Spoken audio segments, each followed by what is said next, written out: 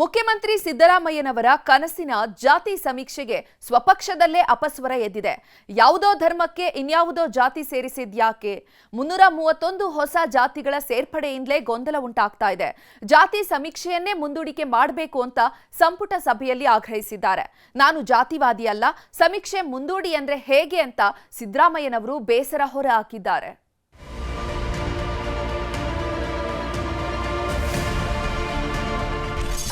ಸಂಪುಟ ಸಭೆಯಲ್ಲಿ ಧಗಧಗಿಸಿದ ಜಾತಿ ಜ್ವಾಲೆ. ಜಾತಿ ಗಣತಿ ಸಮೀಕ್ಷೆ ಮುಂದೂಡಿಕೆ ಆಗತ್ತಾ? ಮುಖ್ಯಮಂತ್ರಿ ಸಿದ್ದರಾಮಯ್ಯನವರ ಎದುರೇ ಹಲವು ಸಚಿವರು ಏರು ಧ್ವನಿಯಲ್ಲಿ ಜಾತಿ ಸಮೀಕ್ಷೆಗೆ ಆಕ್ಷೇಪ ಎತ್ತಿದ್ದಾರೆ. ಇಷ್ಟು ದಿನ ಇದ್ದ ಜಾತಿಗಳ ಜೊತೆ ಹೊಸದಾಗಿ ಕ್ರೈಸ್ತ ಲಿಂಗಾಯತ, ಕ್ರೈಸ್ತ ದಲಿತ, ಕ್ರೈಸ್ತ ಒಕ್ಕಲಿಗ ಅಂತೆಲ್ಲ ಮತಾಂತರ ಆದವರಿಗೂ ಹೊಸ ಜಾತಿ ಸೃಷ್ಟಿಸಿರೋದನ್ನೇ ಏರು ಧ್ವನಿಯಲ್ಲೇ ಪ್ರಶ್ನೆ ಮಾಡಿದ್ದಾರೆ. ಹಿಂದೂ ಧರ್ಮ, ಕ್ರೈಸ್ತ ಧರ್ಮದವರನ್ನು ಸೇರಿಸಿ ಹೊಸ ಜಾತಿಗಳನ್ನು ಸೃಷ್ಟಿಸುವ ಅಗತ್ಯ ಏನಿತ್ತು ಅಂತ ಅನೇಕ ಸಚಿವರು ಮುಖ್ಯಮಂತ್ರಿಗಳ ಮುಂದೆನೇ ಆಕ್ರೋಶ ಹೊರಹಾಕಿದ ಸನ್ನಿವೇಶವು ಸಂಪುಟ ಸಭೆಯಲ್ಲಿ ನಡೆದಿದೆ. ಈಗಿರುವ ಜಾತಿ ಧರ್ಮದ ಮೇಲೆ ಸಮೀಕ್ಷೆ ಆಗಬೇಕಿತ್ತು. ಅದನ್ನ ಬಿಟ್ಟು ಧರ್ಮಗಳ ಮಧ್ಯೆ ಜಾತಿ ಬೆಸೆದರೆ ಏನರ್ಥ? 331 ಹೊಸ ಜಾತಿಗಳ ಸೇರ್ಪಡೆ ಮಾಡುವ ಅಗತ್ಯ ಏನಿತ್ತು? ಹೊಸ ಜಾತಿಗಳ ಸೇರ್ಪಡೆಯಿಂದಲೇ ಗೊಂದಲಗಳಾಗ್ತಿವೆ. ಸ್ವಾಮೀಜಿಗಳು ಸಮುದಾಯದವರು ನಮ್ಮನ್ನ ಪ್ರಶ್ನಿಸುತ್ತಿದ್ದಾರೆ. ಗೊಂದಲ ಸರಿಯಾಗುವವರೆಗೂ ಜಾತಿ ಗಣತಿಯೇ ಬೇಡ. ಹೀಗೆ ಸಂಪುಟ ಸಭೆಯಲ್ಲಿ ಅನೇಕ ಸಚಿವರು ಸಿಎಂ ಎದುರೇ ಸಿಟ್ಟು ಹೊರಹಾಕಿದ್ರು. ಆದರೆ ಸಮೀಕ್ಷೆ ಮುಂದುವರಿಸಬೇಕು, ಮುಂದೂಡಿಕೆ ಮಾಡಬಾರದು ಅಂತ ಸಿಎಂ ಸಿದ್ದರಾಮಯ್ಯ ಪರವಾಗಿ ಭೈರತಿ ಸುರೇಶ್, ಸಂತೋಷ್ ಲಾಡ್ ಹಾಗೂ ಕೆಎಚ್ ಮುನಿಯಪ್ಪ ಮಾತ್ರ ಒಲವು ವ್ಯಕ್ತಪಡಿಸಿದ್ರಂತೆ.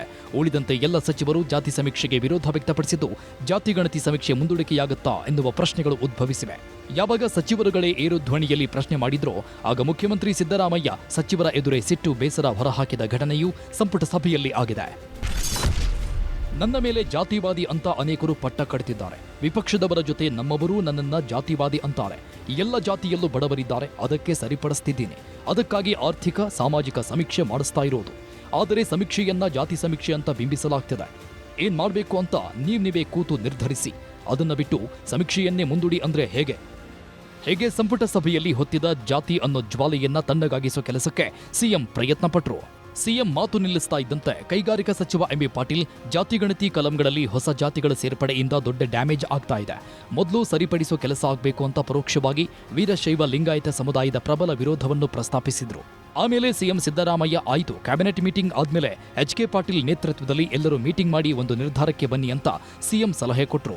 ಕೊನೆಗೆ ಸಚಿವ ಸಂಪುಟ ಸಭೆ ಮುಗಿಸಿದ ಮೇಲೆ ವಿಧಾನಸೌಧದಲ್ಲಿ ಸಚಿವ ಎಚ್.ಕೆ. ಪಾಟೀಲ್ ನೇತೃತ್ವದಲ್ಲಿ ಸಭೆ ನಡೆಯಿತು. ಉಪಮುಖ್ಯಮಂತ್ರಿ ಡಿ.ಕೆ. ಶಿವಕುಮಾರ್, ಸಚಿವರಾದ ಮಹದೇವಪ್ಪ, ಮುನಿಯಪ್ಪ, ಭೈರತಿ ಸುರೇಶ್, ಎಂಬಿ ಪಾಟೀಲ್, ಈಶ್ವರ್ ಖಂಡ್ರೆ ಸೇರಿದಂತೆ ಹಲವು ಸಚಿವರು ಸಮೀಕ್ಷೆಯ ಸಾಧಕ ಬಾಧಕಗಳ ಬಗ್ಗೆ ಚರ್ಚೆ ಮಾಡಿ ಕೆಲವು ನಿರ್ಣಯಗಳನ್ನು ತಗೊಂಡ್ರು. ಧರ್ಮ ಪ್ಲಸ್ ಜಾತಿ ಸೇರಿ ಮಾಡಿದ ಹೊಸ ಜಾತಿಗಳಿಗೆ ಕೊಕ್ಕೆ ಹಾಕಲು ತೀರ್ಮಾನ ಆಯಿತು.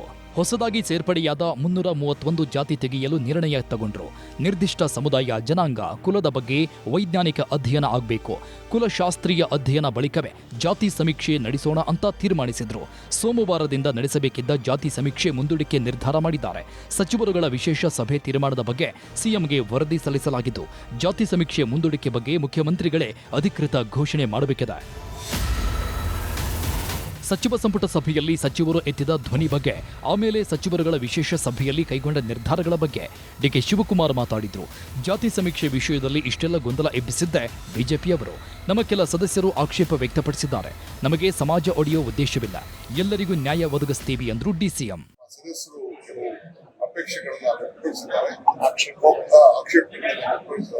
ಸಾರ್ವಜನಿಕರು ಕೂಡ ಅಭಿಪ್ರಾಯ ಕೇಳ್ತಾ ಇದ್ದೀವಿ. ನಾವು ಪೊಲಿಟಿಕಲಿ ಮಾತಾಡೋದ್ರ ಬಗ್ಗೆ ನಾವು ತಲೆ ಕೆಡಿಸ್ಕೊಳ್ತಾ ಇಲ್ಲ. ನಾವು ಎಲ್ಲರಿಗೂ ನ್ಯಾಯ ಒದಗಿಸಬೇಕು ದೃಷ್ಟಿಯಿಂದಲೇ ಈ ಒಂದು ಸಮೀಕ್ಷೆಯನ್ನು ನಾವು ಮಾಡ್ತಾ ಇದ್ದೀವಿ. ಒಟ್ಟಾರೆ ಎಲ್ಲರಿಗೂ ನ್ಯಾಯ ಕೊಡುವಂತ ಕೆಲಸವನ್ನು ನಾವು. ಜಾತಿ ಸಮೀಕ್ಷೆ ಮುಂದೂಡಿಕೆಗೆ ತೀರ್ಮಾನ ಆಗಿದೆ. ಅಧಿಕೃತವಾಗಿ ಸಮೀಕ್ಷೆ ಮುಂದೂಡುವ ಬಗ್ಗೆ ಘೋಷಣೆ ಆಗಿಲ್ಲ. ಆದರೆ ಇಷ್ಟೆಲ್ಲ ಗೊಂದಲ ಏಳೋಕೆ ಕಾರಣ ಜಾತಿ ಸಮೀಕ್ಷೆ ವಿಷಯದಲ್ಲಿ ಸರ್ಕಾರದೊಳಗೆ ಆಗ್ತಿರೋ ಜಟಾಪಟಿಗಳು ಕಾರಣವಾದ್ರೆ, ಇನ್ನೊಂದು ಕಡೆ ಸ್ವಾಮೀಜಿಗಳು, ಸಮುದಾಯದ ಮುಖಂಡರು ಜೊತೆಗೆ ಬಿಜೆಪಿಯವರು ಏರು ಧ್ವನಿಯಲ್ಲೇ ಜಾತಿ ಸಮೀಕ್ಷೆಯನ್ನ ವಿರೋಧಿಸ್ತಾ ಇರೋದು ಪ್ರಮುಖ ಕಾರಣಗಳೇ. ಅದಕ್ಕೆ ಇವತ್ತು ಜಾತಿ ಸಮೀಕ್ಷೆ ಬಗ್ಗೆ ಲಿಂಗಾಯತರು ಪ್ರಶ್ನೆ ಮಾಡ್ತಿದ್ದಾರೆ ಅಂತ ವಿಚಾರ ಎತ್ತುತ್ತಿದ್ದಂತೆ ಸಚಿವ ಈಶ್ವರ್ ಖಂಡ್ರೆ ಕ್ಯಾಮೆರಾಗಳ ಮುಂದೆ ಮಾತಾಡದೆ ಹೊರಟು ಹೋದ್ರು. ಚೆಲುವರಾಯ ಸ್ವಾಮಿ ತಿರುಗೂ ನೋಡ್ಲಿಲ್ಲ. ಸಚಿವ ಪ್ರಿಯಾಂಕ್ ಖರ್ಗೆ ಅವರಂತೂ ಜಾತಿ ಸಮೀಕ್ಷೆ ಅಂತಿದ್ದಂಗೆ ಮೌನಕ್ಕೆ ಶರಣಾಗ್ಬಿಟ್ರು.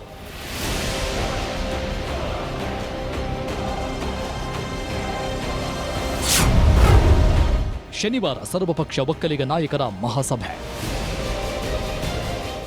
ರಾಜ್ಯದಲ್ಲಿ ಜಾತಿ ಸಮೀಕ್ಷೆ ಗದ್ದಲ ಜೋರಾಗ್ತಾ ಇದ್ದಂತೆ ಒಕ್ಕಲಿಗ ಸಮುದಾಯದವರೆಲ್ಲ ಒಗ್ಗಟ್ಟಿನ ಮಂತ್ರ ಪಠನೆ ಮಾಡೋಕೆ ಅಣಿಯಾಗಿದ್ದಾರೆ. ಶನಿವಾರ ಬೆಂಗಳೂರಲ್ಲಿ ಸರ್ವಪಕ್ಷದ ಒಕ್ಕಲಿಗ ನಾಯಕರ ಸಭೆ ನಡೆಸಲು ತೀರ್ಮಾನಿಸಲಾಗಿದೆ. ಕುರುಬರನ್ನ ಎಸ್ಟಿ ಸೇರ್ಪಡೆ ಶಿಫಾರಸ್ಸಿಗೆ ಸತೀಶ್ ಸಿಟ್ಟು. ನಿನ್ನೆ ಕಲಬುರಗಿಯಲ್ಲಿ ಸಿಎಂ ಸಿದ್ದರಾಮಯ್ಯ ಕುರುಬರನ್ನ ಎಸ್ಟಿಗೆ ಸೇರಿಸಲು ಕೇಂದ್ರಕ್ಕೆ ಶಿಫಾರಸು ಮಾಡ್ತೀನಿ ಎಂದಿದ್ರು.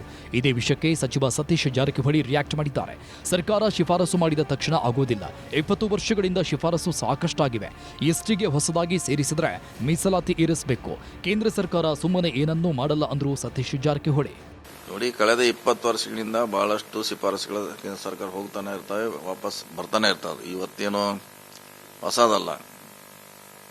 ಎಸ್ಟಿಯಲ್ಲಿ ಸೇರಬೇಕಾದ್ರೆ ಟ್ರೈಬಲ್ ಕ್ಯಾರೆಕ್ಟರ್ ಬೇಕು, ಅದಕ್ಕೆ ಅದಿದ್ರೆ ಮಾತ್ರ ಸೇರಿಸ್ತಾರೆ ಅಂತ ಸಾಕಷ್ಟು ಅರ್ಜಿ ಕೊಡ್ತಾರೆ ಸಮುದಾಯದವರು. ಎಲ್ಲೋ ಸಮಾವೇಶದಲ್ಲಿ ಕೊಡ್ತಾರೆ.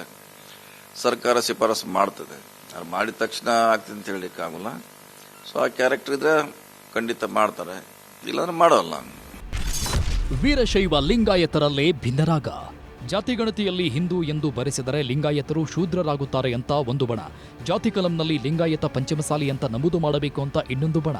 ಧರ್ಮದ ಕಲಂನಲ್ಲಿ ಹಿಂದೂ ಎಂದು ಬರೆಸಬೇಕು, ಜಾತಿ ಕಲಂನಲ್ಲಿ ಲಿಂಗಾಯತ ಪಂಚಮಸಾಲಿ ಎಂದು ಬರೆಸಬೇಕು ಅಂತ ಮತ್ತೊಂದು ಬಣ. ಇದೆಲ್ಲದರ ಮಧ್ಯೆನೇ ಬಳಿಯಲ್ಲೂ ವೀರಶೈವ ಲಿಂಗಾಯತರ ಐಕ್ಯತಾ ಸಮಾವೇಶನೂ ನಡೀತಾ ಇದೆ. ಈ ಸಮಾವೇಶ ವೀರಶೈವ ಲಿಂಗಾಯತರು ಬೇರೆ ಬೇರೆ ಅಲ್ಲ, ಅವರೆಲ್ಲರೂ ಒಂದು ಅಂತಕ್ಕಂತಹ ಸಂದೇಶವನ್ನು ಸಾರುವ ಸಮಾವೇಶ ಇದಾಗಿದೆ. ಈಗ ನಾವು ಸ್ವತಂತ್ರ ಧರ್ಮದಲ್ಲಿ ನಾವು ಇಲ್ಲವೇ ಇಲ್ಲ. ಈಗ ಸ್ವತಂತ್ರ ಧರ್ಮದ ಕಾಲಂನಲ್ಲಿ ನಾವು ಇಲ್ಲ ಈಗ ಅಲ್ಲಿ.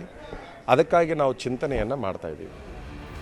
ಕುಲಕುಲವೆಂದು ಹೊಡೆದಾಡದಿರಿ ಅಂತ ಹೇಳಿದ ಕನಕದಾಸರ ಹೆಸರಲ್ಲಿ ಜಾತಿ ಜಂಜಾಟ ನಡೀತಾ ಇದೆ. ರಾಜ್ಯದಲ್ಲಿ ಜಾತಿ ಸಮೀಕ್ಷೆ ನಿಜಕ್ಕೂ ಯಶಸ್ವಿಯಾಗತ್ತಾ? ಸೋಮವಾರದಿಂದ ಸಮೀಕ್ಷೆ ಶುರುವಾಗತ್ತಾ ಇಲ್ವಾ ಅನ್ನೋದೇ ಯಕ್ಷ ಪ್ರಶ್ನೆ.